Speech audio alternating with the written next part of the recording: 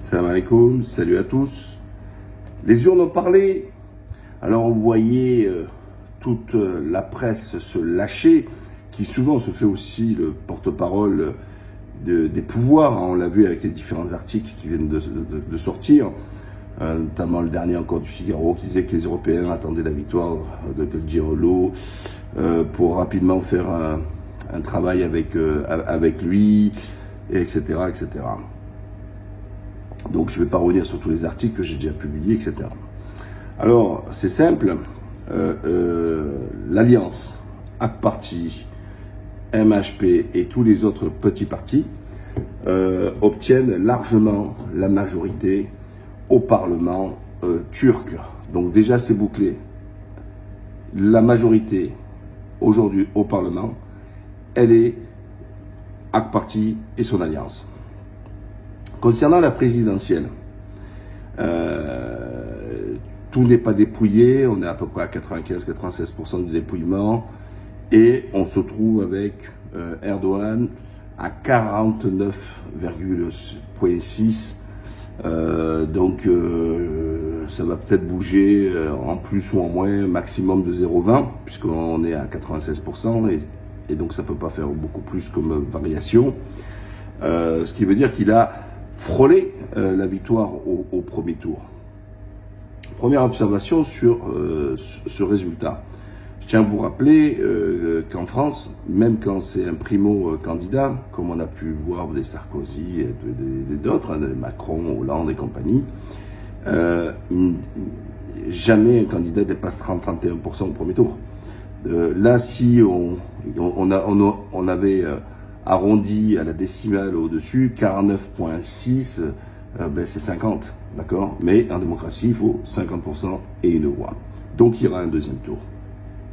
Je vous rappelle quand même qu'ils donnaient cette prédiction tous en disant que c'est l'autre, waouh, le Gandhi, le ci, le cela. Il faut voir tout ce qu'ils ont pu dire là-dessus, l'alliance, etc. En fait, pour comprendre ce qui s'est passé, c'est que les gros partis sont tous unis de l'extrême droite à l'extrême gauche, d'accord. Donc une vraie ratatouille.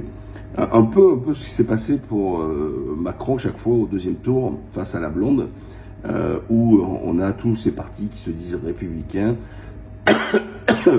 pour contrer Marine Le Pen. Sauf que là c'est l'inverse, c'est toute l'opposition qui se réunit pour faire sortir Erdogan.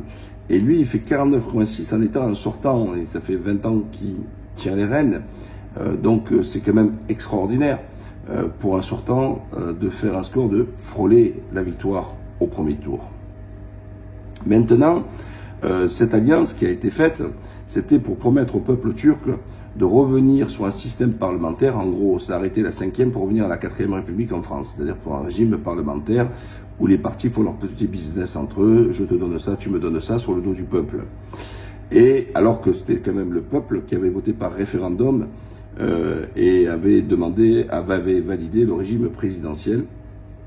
Et eux, ils font un peu comme nous en France, c'est-à-dire que quand en 2005, le peuple par référendum, il a dit non, eh ben on passe par le Parlement pour dire oui.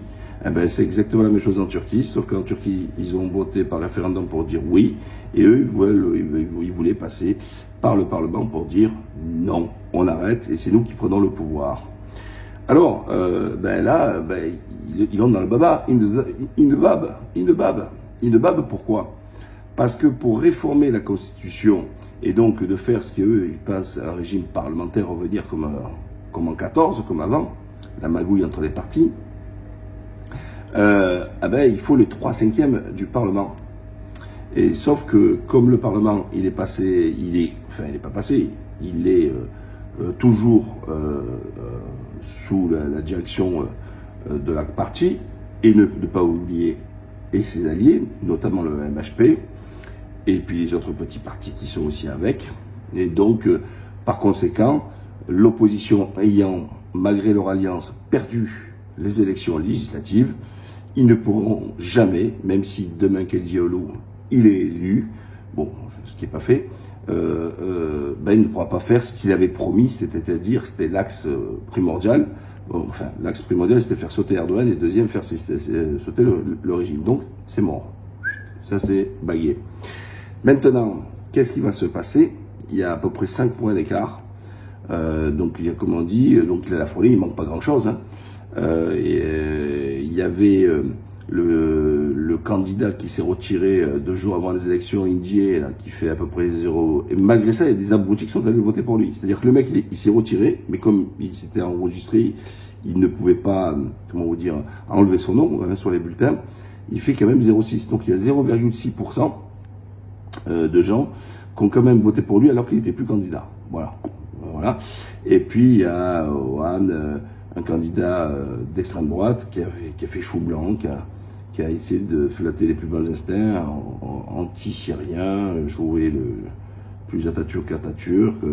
Voilà, bon, on connaît un peu la chanson, qui est à peu près dans les 5,2%.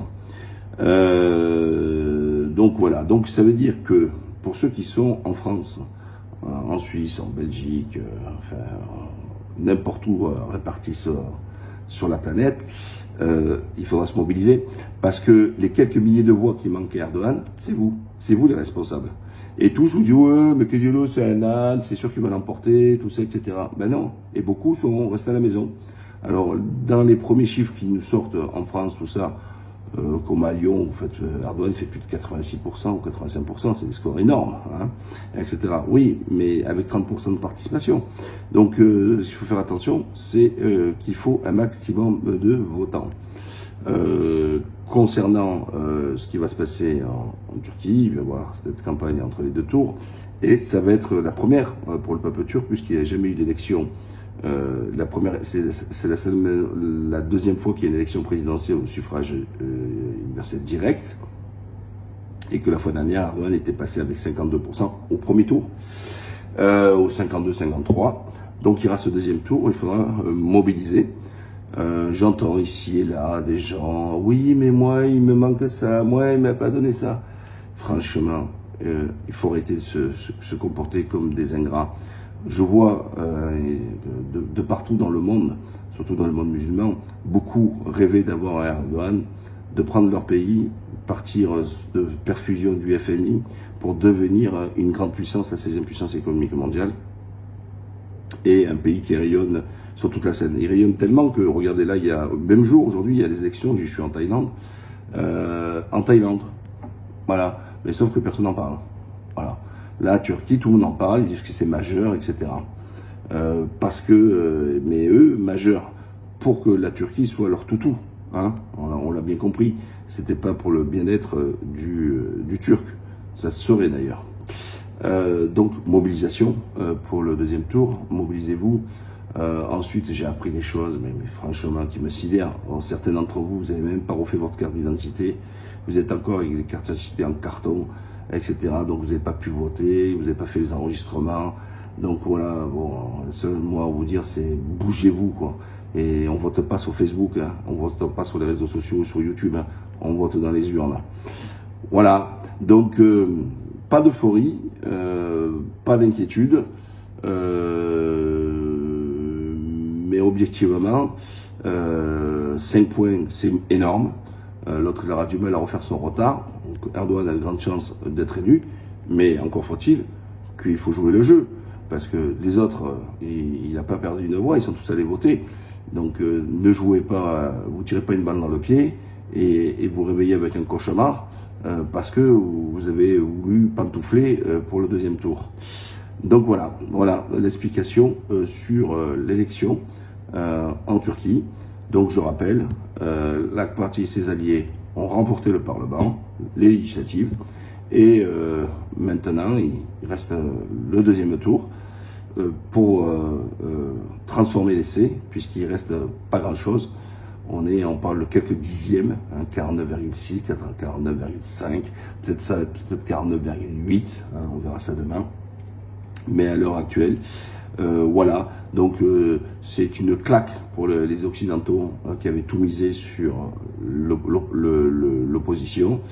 C'est une grosse gifle. Ils le voyaient Kılıçdaroğlu gagner au premier tour.